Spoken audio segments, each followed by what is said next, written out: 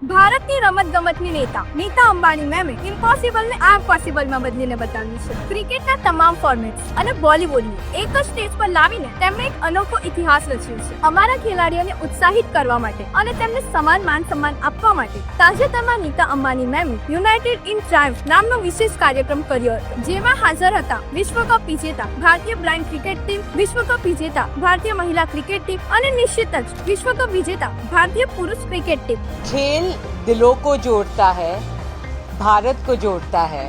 We are going to celebrate them and celebrate their victories. અને તમામનું મનોબળ વધારવા માટે બોલિવૂડના સુપરસ્ટાર અમિતાભ બચ્ચન અને શાહરૂખ ખાન પણ ઉપસ્થિત રહ્યા. નીતા અંબાણી મેમ સતત ગ્રાસરૂટ લેવલથી લઈને ઓડિશા અને મુંબઈમાં high performance athletic training centre સ્થાપિત કરીને અમારા ખેલાડીઓને સતત સશક્ત બનાવી રહ્યા છે. તેમના સંકલ્પ સંપૂર્ણ રીતે સ્પષ્ટ છે કે દરેક રમત ક્ષેત્રમાં ભારતને વૈશ્વિક સ્તરે ઝળહળતું બનાવ અને તે રમતગમત સ્તરે મેડલ વિજેતા અને ઓલિમ્પિક 2036 માટે યજમાન વિજેતા તરીકે આપણી સ્થિતિ મજબૂત કરવા માટે પણ કાર્ય કરી રહ્યા છે. સુનિલ ગાવસ્કર અને સચિન તેંડુલકર જેવા ક્રિકેટના મહાન વ્યક્તિઓ પણ નીતા મેમના પ્રયાસોમાં સક્રિય રીતે જોડાઈ રહ્યા છે. આજના સમયમાં દરેક વ્યક્તિ તેમને ભારતની સાચી રમતગમત નેતા તરીકે ઓળખે છે.